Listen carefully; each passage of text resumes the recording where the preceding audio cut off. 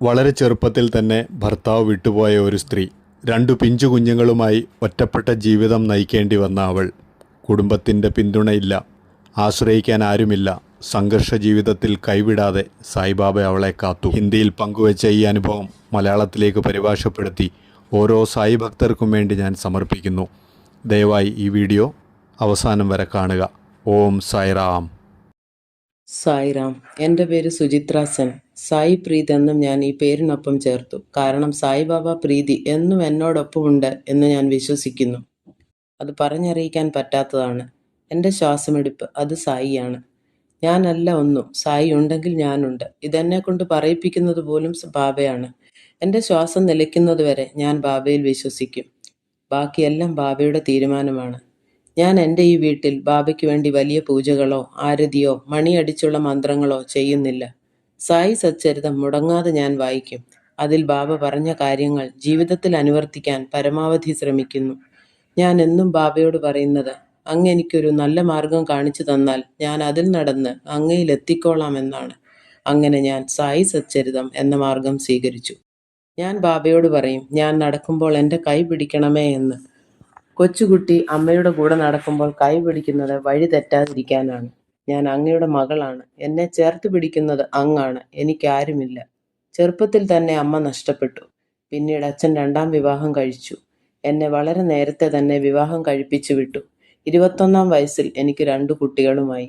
പിന്നീട് ജീവിതം മാറിമറിഞ്ഞു. എനിക്ക് ബാബയെ അറിയാൻ കഴിഞ്ഞത് ബാല്യകാലത്ത് 7ഓ 8ഓ വയസ്സുള്ളപ്പോഴാണ്. അമ്മയോടൊപ്പം മാർക്കറ്റിൽ പോകുമ്പോൾ പിങ്ക് കളറിലുള്ള ബാബയുടെ പുഞ്ചിരിക്കുന്ന ഫോട്ടോ കടയിൽ കാണുമായിരുന്നു. എന്നും ഞാൻ അത് നോക്കി നിൽക്കുമ്പോൾ അമ്മ പിന്തിരിപ്പിക്കുമായിരുന്നു. അത് മുസൽമാൻ ബാബയാണ് എന്ന് പറഞ്ഞ് എൻ്റെ കൈ പിടിച്ചു വലിച്ച് ധൃതിയിൽ നടക്കുമായിരുന്നു. അന്ന് ബാബയെപ്പറ്റി അറിയുകയോ ഭക്തിയോ ഒന്നുമില്ലായിരുന്നു. ജീവിതം മാറി മറിഞ്ഞ സംഭവത്തിലേക്ക് വരാം. വിവാഹശേഷം 2 കുട്ടികളായപ്പോൾ ഭർത്താവ് ഞങ്ങളെ ഉപേക്ഷിച്ചു പോയി. 2 കുട്ടികളെയും കൊണ്ട് തനിച്ചായി. ജീവിതം വഴിമുട്ടി. ഭർതൃവീട്ടുകാരും മറ്റാരും തുണയ്ക്കില്ലാതെ ജീവിക്കാൻ വളരെ പ്രയാസപ്പെട്ട സമയം. കുട്ടികളെ ഓർത്ത് ജീവിതം അവസാനിപ്പിക്കാൻ കഴിയുമായിരുന്നില്ല. എങ്ങനെയെങ്കിലും ജീവിക്കണം. നാട്ടിൽ പരിചയമുള്ള ഒരു ചേച്ചിയുടെ വീട്ടിൽ കുട്ടികളെ ആക്കി വളരെ വിഷമത്തോടെ ഞാൻ മറ്റു വഴികളൊന്നും കാണാതെ മുംബൈ നഗരത്തിലേക്ക് വണ്ടി കയറി. അന്ന് എനിക്ക് 28 വയസ്സായിരുന്നു.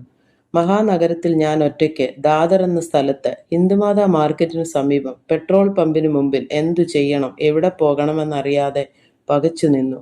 ഒരു ബാഗും കുറച്ചു പൈസയും കയ്യിലുണ്ടായിരുന്നു. അപ്പോൾ അവിടെ ഒരു സ്ത്രീയെ കാണുകയും അവരോട് തൻ്റെ വിഷമങ്ങൾ പറഞ്ഞ് താമസിക്കാൻ ഒരിടം തരുമോ എന്ന് ചോദിച്ചു. ആ സ്ത്രീ പല ഫ്ലാറ്റുകളിലും ഓഫീസുകളിലും പാത്രം കഴുകാനും തൂത്തു തുടയ്ക്കാനും പോകുന്നയാളായിരുന്നു. എൻ്റെ അവസ്ഥ കണ്ട്, ഞാൻ ദാദർ ബ്രിഡ്ജിന് സമീപമുള്ള സ്ലം ഏരിയയിലാണ് താമസിക്കുന്നത്, എൻ്റെ കൂടെ വരൂ എന്ന് പറഞ്ഞു. ഒട്ടും പ്രതീക്ഷിക്കാതെ എന്നെ അവർ കൊണ്ടുപോയി താമസിക്കാൻ ഇടം തന്നു. അതിശയകരം എന്ന് പറയട്ടെ, ആ ചെറിയ മുറിയിൽ ബാബ താജുദ്ദീൻ്റെ ഒരു ചിത്രമുണ്ടായിരുന്നു. നാഗ്പൂരിൽ ഒരു സൂഫി സന്യാസിയായിരുന്നു ബാബ താജുദ്ദീൻ. ഷിർഡി സായിബാബ താജുദ്ദീൻ ബാബയെപ്പറ്റി പറയുമായിരുന്നു. ഷിർഡി സംസ്ഥാൻ മ്യൂസിയത്തിൽ ഇന്നും നമുക്ക് പല സന്യാസിമാരുടെയും ചിത്രത്തിൻ്റെ കൂടെ ബാബ താജുദ്ദീൻ്റെ ചിത്രവും കാണാൻ സാധിക്കും. അവിടെ നിന്നും ജീവിതത്തിൽ വലിയ മാറ്റങ്ങളുണ്ടായി. ബാബയിലേക്ക് കൂടുതൽ അടുത്തു. ഇനി ഒരു ജോലി തരപ്പെട്ടു. കുട്ടികളെ പഠിപ്പിച്ച് ജോലിക്കാരാക്കി. ഇന്ന് മുംബൈയിൽ ആ 2 മക്കളോടൊപ്പം ജീവിക്കുന്നു. എല്ലാ മാസവും ഞാൻ തനിച്ച് ഷിർഡിയിൽ പോകും. ഇന്ന് ഞാൻ താമസിക്കുന്ന ഫ്ലാറ്റിൽ എല്ലാ മുറിയിലും ബാബയുണ്ട്. ആ ചിത്രത്തോട് ഞാൻ സംസാരിക്കും, വഴക്കിടും, പൊട്ടിക്കരയും. എൻ്റെ മക്കൾ ഞാൻ കരയുമ്പോൾ ചോദിക്കും, എന്തിനാണ് അമ്മ കരയുന്നത് എന്ന്. ഞാൻ പറയും, ഞാൻ എൻ്റെ വിഷമങ്ങൾ ബാബയോട് പറഞ്ഞു കരഞ്ഞതാണ്, അല്ലെങ്കിൽ സന്തോഷത്താൽ മതിമറിഞ്ഞു കരഞ്ഞതാണെന്ന്. അവർക്കറിയാം ബാബ ഈ വീട്ടിലെ നാഥനാണെന്ന്. ജീവിതത്തിൽ ഉയർച്ച വന്നത് ബാബയുടെ അനുഗ്രഹത്താലാണ്. ഒരിക്കൽ വയറ്റിൽ അതികഠിനമായ വേദനയാൽ ഞാൻ കഷ്ടപ്പെട്ടു. സുഖമില്ലാതായി. ദിവസങ്ങൾ പോകുന്തോറും ശാരീരികമായ ബുദ്ധിമുട്ടുകൾ ഏറി വന്നു. ബാബയിൽ അടിയുറച്ചു വിശ്വസിക്കുന്ന എനിക്ക് ഇതിൽ നിന്നും മുക്തി തരാൻ ബാബയ്ക്ക് മാത്രമേ കഴിയൂ എന്ന് പൂർണ്ണ വിശ്വാസമായിരുന്നു. ഞാൻ ബാബയുമായി വഴക്കിട്ടു. എന്തിന്? പരീക്ഷണങ്ങൾ കഴിഞ്ഞില്ലേ എന്ന് ചോദിച്ച്. അപ്പോഴും ആ പുഞ്ചിരിയിൽ എല്ലാം ഉണ്ടായിരുന്നു. കുട്ടികൾ എന്നെ നിർബന്ധിച്ച് ഡോക്ടറെ കാണാൻ ഹോസ്പിറ്റലിൽ എത്തിച്ചു. നിരവധി ടെസ്റ്റുകളും പരിശോധനകൾക്കുമൊടുവിൽ അവർ 90% ഇത് ക്യാൻസർ ആകാനുള്ള സാധ്യത പറഞ്ഞു. ഒരു ടെസ്റ്റ് കൂടി കഴിഞ്ഞ് വീണ്ടും വരാൻ പറഞ്ഞയച്ചു. എൻ്റെ ക്ഷീണം കൂടി വന്നു. എനിക്കറിയാം എൻ്റെ ബാബ ഒരിക്കലും എന്നെ കൈവിടില്ല എന്ന്.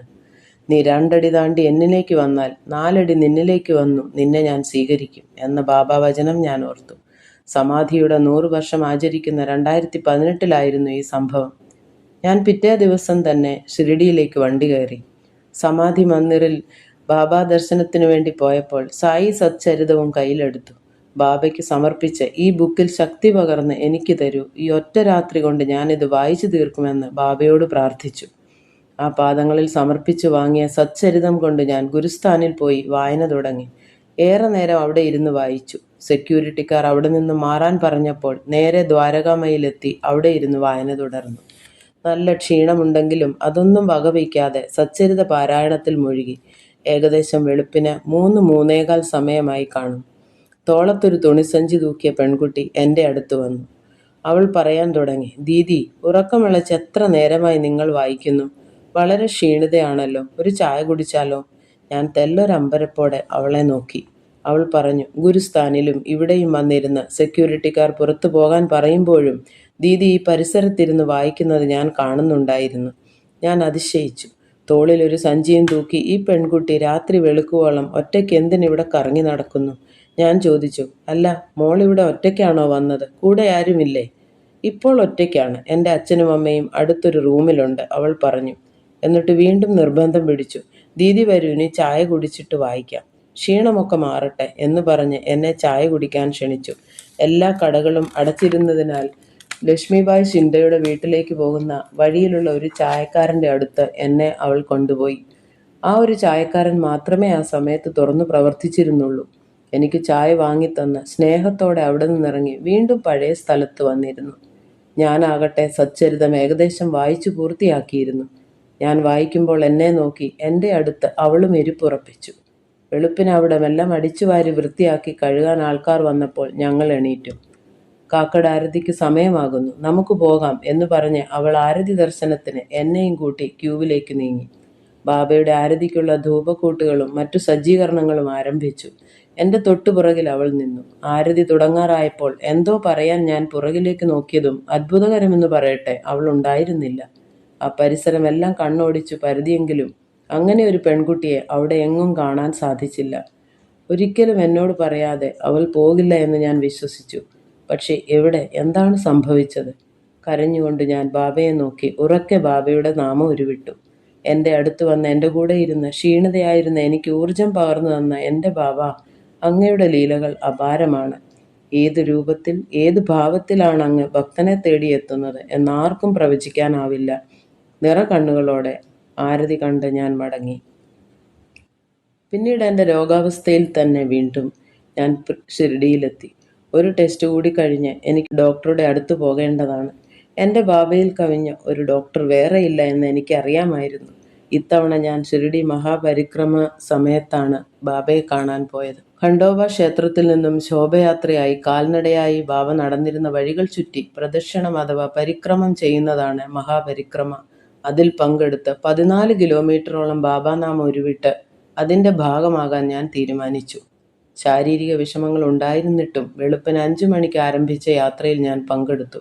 രത്ലാം എന്ന സ്ഥലത്തു നിന്നും 90 വർഷം പഴക്കമുള്ള ചാദർ അഥവാ കട്ടിയുള്ള പുതപ്പ് ബാബയുടെ ഓർമ്മയ്ക്ക് 4 അറ്റവും കൈകൊണ്ട് ഉയർത്തിപ്പിടിച്ച് ഘോഷയാത്രയിൽ കൊണ്ടുപോകുന്ന ഒരു ചടങ്ങുണ്ട്.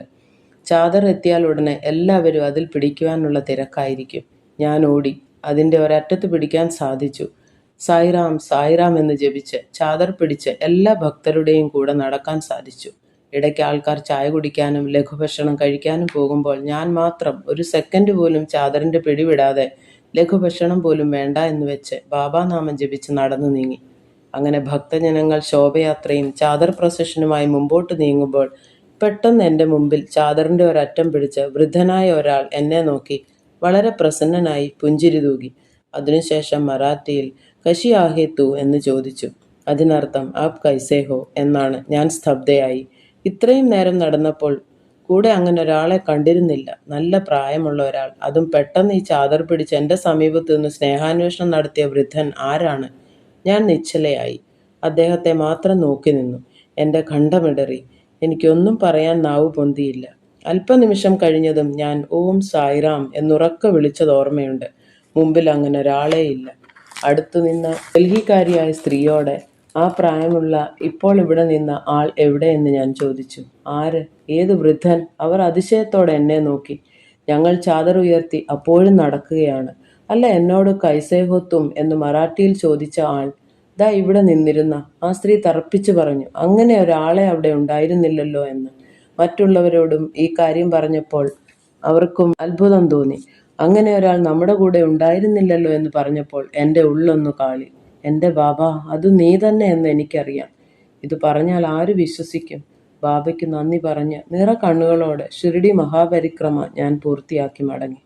മെഡിക്കൽ ടെസ്റ്റുകളെല്ലാം പൂർത്തിയായി. ഹോസ്പിറ്റലിൽ ഞാനും മക്കളും ഡോക്ടറെ കാണാൻ പോയി. ആ വലിയ ഹോസ്പിറ്റലിലെ ഫാർമസിയിൽ അത്ഭുതകരമെന്ന് പറയട്ടെ, ബാബയുടെ ഒരു വലിയ ഫോട്ടോ തൂക്കിയിരുന്നു. എൻ്റെ സന്തോഷത്തിന് അതിരില്ലായിരുന്നു. ഞാൻ ബാബയെ നോക്കി പറഞ്ഞു, ഇവർ വിചാരിക്കുന്നത് എനിക്ക് മാറാ രോഗമാണെന്നാണ്. എൻ്റെ കൂടെ നീയുള്ളപ്പോൾ എൻ്റെ ബാബ, എനിക്കിനി ഭയമില്ല. ഡോക്ടറെ കണ്ടു. അത്ഭുതം, യാതൊരു കുഴപ്പവുമില്ല. ഡോക്ടർമാർ ഭാഗ്യമെന്ന് പറയുമ്പോഴും അല്ല, അനുഗ്രഹം എന്നാണ് ഞാൻ പറഞ്ഞത്. പൂർണ്ണമായും ബാബ എൻ്റെ അസുഖം മാറ്റിത്തന്നു. ഞാനും എൻ്റെ 2 മക്കളും അവർ വളരെ ടെൻഷനിലായിരുന്നു. പുറത്തിറങ്ങി വീണ്ടും ബാബയ്ക്ക് നന്ദി പറഞ്ഞുകൊണ്ട് ക്യാൻറ്റീനിൽ പോയി നന്നായി ഭക്ഷണം കഴിച്ചു. ബാബ അങ്ങനെയാണ്, ഒരു കൊടുങ്കാറ്റ് സൃഷ്ടിക്കും. അവസാനം ഒരു പോറൽ പോലും ഏൽക്കാതെ ശാന്തമായി നമ്മെ അതിൽ നിന്ന് കൈപിടിച്ച് രക്ഷിക്കും. ഇനിയുമുണ്ട് നിരവധി അനുഭവങ്ങൾ. ബാബയുടെ ഉതി ഒരു സഞ്ജീവനിയാണ്. എപ്പോഴും അത് വീട്ടിലുണ്ടാവും. ദിവസവും മക്കൾ ജോലിക്ക് പോകുമ്പോൾ ഉതി നെറ്റിയിൽ അണിഞ്ഞാണ് പോകുന്നത്. ബാബയുടെ സാമീപ്യം അതിലൂടെ ഉണ്ടാകും. ഉതി തീർന്ന സമയത്ത് ഒരിക്കൽ ഷിർഡിയിൽ പോയപ്പോൾ വീട്ടിൽ ഉതി തീർന്നല്ലോ, കുറച്ചധികം കിട്ടിയിരുന്നെങ്കിൽ എന്നാശിച്ച് ദ്വാരകാമയിക്ക് വെളിയിൽ നിൽക്കുമ്പോൾ ഒരു മധ്യവയസ്കൻ തൊട്ടു മുമ്പിൽ വന്ന് ഒരു കവറും പൂവും എൻ്റെ കയ്യിൽ തന്നു. ഞാൻ സംശയത്തോടെ നിൽക്കുമ്പോൾ, ബേട്ടി, ഇത് പ്രസാദമാണ്, എടുത്തോളൂ എന്ന് പറഞ്ഞു. ആൾത്തിരക്കിലേക്ക് നീങ്ങി മറിഞ്ഞു. വീട്ടിൽ വന്ന് തുറന്നു നോക്കുമ്പോൾ ആ കവറിൽ നിറയെ ഉതിയുടെ പാക്കറ്റുകളായിരുന്നു. എൻ്റെ ശ്വാസമെടുപ്പ് ബാബയാണ് എന്ന് ഞാൻ പറയാൻ കാരണം ഇതാണ്. ഓരോ ചലനവും അദ്ദേഹമാണ് നിയന്ത്രിക്കുന്നത്. അന്തർയാമിയാണ് എൻ്റെ ബാബ. എല്ലാ സായി ഭക്തരോടും പറയാനുള്ളത്, അടിയുറച്ചു വിശ്വസിക്കുക. ഒരിക്കലും ബാബ കൈവിടില്ല. ഏത് പ്രതിസന്ധിയിലും കൂടെ ഉണ്ടാവും. ഓം സായിറാം. तो इसलिए स्ट्रगल कर करके यहाँ तक पहुँची हूँ और मुझे बाबा की कृपा से इतने